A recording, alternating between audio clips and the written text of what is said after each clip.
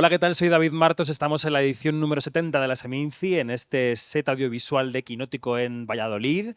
Hoy nos acompaña la directora de Forastera, Lucía Aleñar Iglesias. Hola, ¿qué tal, Lucía? Hola, ¿cómo estás? Encantados de recibirte. Muchas gracias. Y en esta entrevista está también nuestro compañero Matías Gerrebolledo. Matías, hola de nuevo. Hola, ¿Cómo ¿qué tal? ¿Cómo estás? estás? Bueno, hablamos de una película que llega a Valladolid con las mieles del éxito internacional, porque la película se puso de largo en Toronto. Fue así, ¿no? Muy fuerte, sí, sí. Estuvimos en Toronto flipando, la verdad. Ha sido una experiencia súper chula.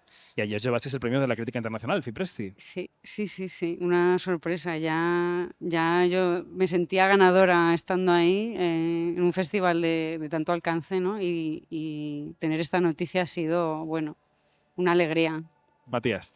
Forastera, claro, quería preguntarte, perdona que voy a saco siempre con las preguntas, el tema de la traslación. Es uno de estos proyectos que suele ocurrir mucho en el cine español, que desde un cortometraje exitoso pasa a un largometraje, en este caso con Zoe Stein también como prota. Y claro, esto es en el 20, ella tenía 19, 20 años, ahora ella tiene 25. No sé si eso, cómo ha sido esa traslación, cómo ha sido, digamos, que ella pudiera formar parte también del proyecto del largo. Sí, sí, nos hemos hecho todas un poquito más mayores en este tiempo, ¿no? Bueno, yo desde el principio quería que Zoe estuviese involucrada en el proyecto del largometraje. Disfruté muchísimo trabajando con ella y además creo que las dos conectamos mucho con la historia, las dos tenemos pues esta conexión con Mallorca también, y me gustó mucho trabajar con ella también porque vemos un poco, lo abordamos, digamos, el cine de una manera parecida, que nos gusta hacernos preguntas más que buscar una respuesta. Y eso yo tenía en cuenta que, bueno, sí, el tiempo pasa, pero al final los ojos de Zoe son los mismos, ¿no? Esa mirada que transmite ella, cómo transmite ella y también pensando un poco que yo quería abordar el personaje desde otro punto, ¿no? Quizás empoderarla más en esta versión, eh, crear este personaje que bueno, se siente empoderado, pero también es muy opaco, ¿no? Que tiene que esconder muchas cosas y vivirlo todo desde dentro. Sabía que Zoe podía con todo esto. La película es una historia de duelo de una chica que pierde a su abuela y cómo elabora ese duelo y cómo eso la reconecta quizá con su familia o no, es lo que vemos en la película. ¿Por qué te preocupaba este tema? ¿Por qué este tema como núcleo central de una película como Forastera? Bueno, me parece un tema que dentro de las familias se habla poco, ¿no? Y que lo pasamos todos. Al final el duelo nos toca a todos, pero no hay, bueno, no se suele tener una conversación precisamente porque es muy difícil tenerla, ¿no? Y porque creo que no hay una sola manera de pasar un duelo. Y eso es lo que me interesaba, ¿no? Que al final tener a estos personajes pasando por lo mismo, pero de maneras tan diferentes, crea una tensión muy bonita y a veces tensión y a veces ternura, ¿no? Se encuentran en momentos y en otros no pueden ni verse. Y me parece pues muy interesante, sí. Ujú. Quería preguntarte un poco por el camino, ese proceso de, pues, de estar en Cannes a el refrendo de un Free Press en Toronto, el refrendo de una Seminci. ¿Cómo te has podido mantener fiel a lo que querías contar, también industrialmente, es decir, buscar el dinero para el largo? ¿Cómo ha sido ese camino de 5 años? Bueno, creo que he tenido mucha suerte de que voy muy bien acompañada en este proyecto y me he sentido muy cuidada por los productores que también me han dado el tiempo para poder desarrollar el largo después de hacer el corto y de decir, bueno, vale, queremos seguir ahondando en este tema, pero quizás no de la misma manera, ¿no? Busquemos esta nueva perspectiva o lo que fuera, ¿no? Y he sentido que he tenido ese espacio para poder pensar y decir, bueno, vale, ¿cómo vamos a abordar esto desde el punto de vista del argumento, pero también visualmente, ¿no? Sin intentar recrear la misma cosa. Claro, para los cinéfilos y cinéfilas que nos ven o nos escuchan este programa, quizá el nombre de Lucía Leñar es un nombre nuevo, es un nombre nuevo en el panorama cinematográfico español. Em, ¿Qué opinas sobre la generación inmediatamente anterior a la tuya? Es decir, esas cineastas que tendrán 5 o 10 años más que tú, 15 algunas, que han protagonizado un estallido brutal del cine dirigido por mujeres. ¿Cómo las miras? ¿En qué espejos, en cuál de sus espejos te miras? ¿Y en qué crees que puedes avanzar tú digamos, como siguiente generación, ¿no? Uy, qué complicado. Aquí hemos venido a jugar. Ya. Pues a ver, las miro con profundo respeto y admiración, ¿no? Pienso en el cine pues de Carla Simón, de Alauda, y son películas que hablan quizás de cosas que a lo mejor nos tocan a todos, pero las abordan de maneras muy diferentes, ¿no? Y esto es lo increíble del cine, ¿no? Que al final viene esta generación a contar estos temas que al final nos tocan a todos, pero cada una trae su propio sabor, ¿no? Su propia perspectiva. Y solo espero poder hacer un poco lo mismo o intentarlo, ¿no? De aportar yo la perspectiva que pueda. Bueno, yo creo que lo bueno de ese estallido que decíamos es que no hay un solo cine de mujeres. Por supuesto. Hay por muchos supuesto. cines, tantos cines como directoras. Sí. Eso es lo que hemos descubierto afortunadamente con Sí, esta generación. sí. Y además, que cualquier género es válido, igual que si fueran hombres. Igual que si Exacto, fueran hombres, que exacto. es lo que a algunos todavía les cuesta ver, ¿no? Sí, que si de repente quieres hacer una peli de terror o sci-fi o lo que sea, pues bienvenido sea, ¿no? Que al final un poco venimos a contar historias y a transmitir y a intentar conectar y esto se puede hacer de muchas maneras. El problema que suelen tener las mujeres, según los estudios que se publican, es el presupuesto. Es decir, que todavía los rodajes dirigidos por mujeres tienen menos presupuesto que el de los hombres, que es el gap que hay que intentar solucionar. Matías. No, simplemente totalmente de acuerdo con esto, con lo de la exploración de géneros en cuanto al presupuesto, pero quería preguntarte por esa conexión, esa emotividad también que transmite la película.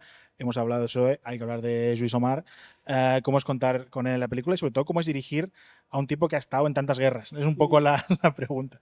Pues un lujo. Yo pensaba en Lluís cuando estaba escribiendo este personaje y pues es un lujo poder contar con él y además pues eso, yo admiro mucho su trabajo como actor y como director, ¿no? Y cómo aborda los proyectos, que creo que es muy bonito porque viene con ganas de, mm, aunque ha trabajado muchísimo y tiene toda esta trayectoria, ¿no? Lo enfoca desde el aprendizaje y esto pues viniendo de alguien como él, ¿no? De alguien que ha tenido esta trayectoria, es muy bonito de ver y ver cómo transmite también al equipo, ¿no? Ha sido muy fácil, la verdad. ¿Qué tipo de directora dirías que eres en un set de rodaje? ¿Eres de las que lleva todo ensayadísimo, preparadísimo, coreografiado con equipo de cámara y con actores? ¿O prefieres que fluya la magia en el set? Me gusta prepararme, la verdad. Me gusta llevar las cosas preparadas o por lo menos hasta cierto punto, ¿no? Que luego pasa de todo y hay que estar abierto, pero sí, me gusta planificar, la verdad. Y con los actores y actrices, porque hay muchísimos tipos de directores y directoras, pero básicamente hay como dos familias, ¿no? Estos que se quedan detrás del combo viendo el cuadro y están en ese momento ya muy con la parte técnica de la película, y los que están a pie de cámara dando notas. Pues mira, en este caso he podido planificar la peli mucho con la dire de foto, arte, vestuario, en ese sentido, pero he tenido bastante poquito tiempo de ensayo con los actores, entonces el momento del set sí que para mí era estar con ellos, ¿no? Y poder probar cosas y descubrir.